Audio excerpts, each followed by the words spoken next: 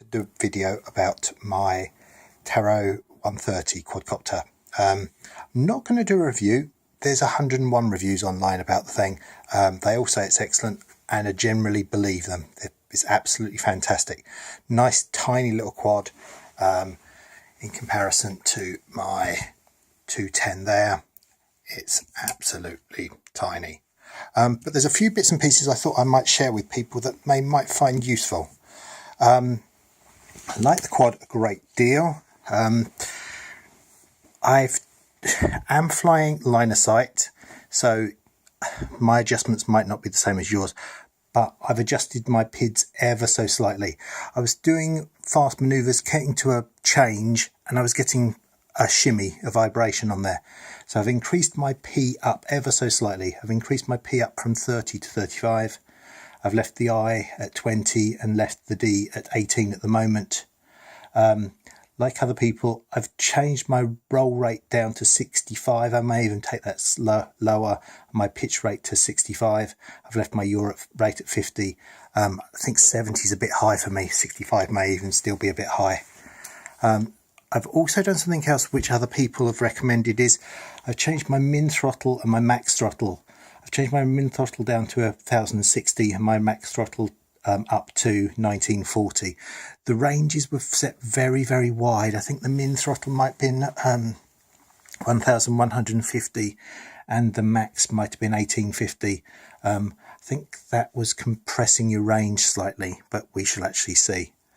Other bits and pieces. Something that everybody says is, oh, you don't get much space for a battery for your receiver. You don't get much space to receive it. So if I can get the top off, he says, see if you can get the top off. What I've done is I've put my receiver in there, and as you can see, that is an R610 version 2. I originally thought I was going to put one of these in, if it's light enough, a 410 in. Now, the reason I didn't put this one in is pretty obvious. I've broken one of the antennas off of it, and I can't seem to get these anymore. Hobby King sort of discontinue stuff and it just sort of goes. There's not much difference between the two of them. I believe you actually get you get two extra sets of pins on the end. One of the things that you might see, if I can get any light in here, let's turn this around slightly, is I put the receiver back to front. The actual pins run that way. They run all the way, let me turn this light round, they run all the way up to the video transmitter. I've actually covered the redundant pins in green masking tape. I don't think they'll actually short. Turn that round, can I see from the other side? And from the other side you can see I've actually put the servo connector type connection on and just more or less run it down the side. Everything's very, very tight, but it does mean that the receiver doesn't actually stick out the end nearly at all. I mean, half a millimetre if that. Everything's very, very tight in there. I've also added a small amount of foam and hot glue my antennas so they're sticking up a bit more at the back. Without it, they would come out virtually straight out the back of the quad. They weren't in much danger of getting hit by the propellers, but I don't think they were doing particularly good for receiving information. So that's that. What else did I say? Underneath that piece of white tape is a piece of red tape which has got my phone number on the back. The beeper's not bad on this thing, but I dropped it down. There was guys chopping wood and doing something in the background. It was noisy and I couldn't find it for quite some time and it concerned me, and I thought, you know what, put a phone number on the back. At least I've got a 50-50 chance of actually getting it back. Other bits and pieces, people will tell you propellers are right, but they are very thin. I'm getting good. If I bring it down and I'm crashing, I'll cut my propellers out so I'm not going to burn any motors out. But if you land on a propeller, they'll bend, but they'll bend and stay bent. You can bend them back, but you've got a point of weakness. So when you buy the thing, buy half a dozen sets of propellers with it as well. You'll probably need it in the end. Other bits and pieces, batteries. So I've been buying, let's turn it around so you can read it, I bought myself 3 batteries. I thought, let's get some batteries so that I've actually got some time to fly. The ones that most people are buying are the Turnigy Nanotech batteries. This is a 460 milliamp hour. It's a 25C battery, and it's pretty decent. I'm pretty sure I'm not going to actually drag more Cs out of it than that. I bought 2 of those. They were pretty damn cheap from Hobby King. Bulk it up with something else, you know what it is, it's Hobby King and postage on there, so you think, oh, that's a fantastic price, add the postage on, it's not quite so fantastic. I also bought one of those as well. That is a 450C battery, but again, if it'll focus, it's a 450 milliamp battery. It's a 65C battery.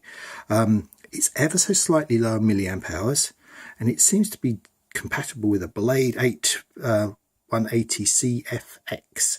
99% the same. Ever so slightly smaller, very square, and the balance cable comes out the other side, but you can do that. You can put it across the top and it'll hold out of the way. So what else have we got to do? FPV. I'm beginning to learn FPV. The part of the reason I bought this was to learn FPV. I haven't got a set of goggles, or I've got the Quantum version 1 goggles. But the things I find is, because I'm not good enough to learn to fly with it at the moment, and I don't often have anybody to act as a spotter, I wouldn't like to fly my 210. It weighs too much. If I lose that and whack somebody in the head with that, I'm in real trouble. Whereas this thing, I thought, you know what, I can zip this about.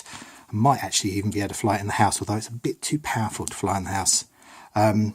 So I could actually try and learn to fly, probably using a monitor. One of the things I've actually found, I might come back to that cable in a moment, is this. This is an XK250 monitor.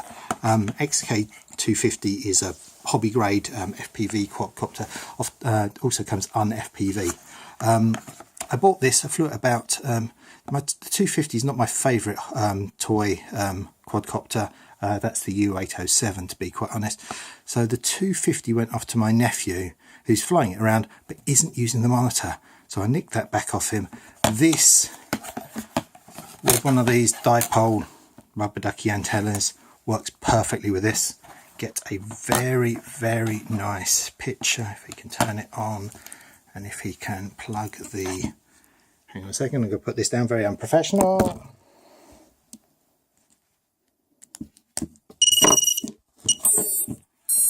Yep, so there we go. Nice picture on here. Sorry, we're getting blue screens on there. That's one camera not talking to the other camera. But very, very nice picture coming out of that. It's the sort of thing I might say, if you've got one of these monitors, do try and use it. I wouldn't buy it especially for a toy grade quadcopter, the 251. Buying that monitor separately, it's about 40 odd quid. And just be honest, if you're going to begin moving that way, you might want to save your money and buy a Oscam monitor. The pigtail I've got here is another idea. I say I've managed to squeeze my receiver in. I did consider de-pinning one of these, taking all the plastic off, get my soldering iron on there, taking all of those pins out, and basically effectively soldering these on to the 3 pins down the end. I'd have probably bound it up first. If I wasn't going to bind it up first, I'd had to solder on a second set to actually put power in, so I could do the binding afterwards. But that would be an option if you're really, really going to run out of space. But as I say, if you're going to do one of these receivers, try and put it in back to front. Try and run it down the side of the VTX. Cables will run out there. That's been run a few times. I was slightly concerned that those wires are going to be a bit upset with the heat coming off the VTX, but it all seems pretty good. But I think that's probably everything I really wanted to talk about. Yeah, the Taro 130 is a fantastic little quad. I'd highly recommend it. Have a play around with the thing, see what's what. One last thing, like everybody else, I would say put some tape around to hold the ESCs on.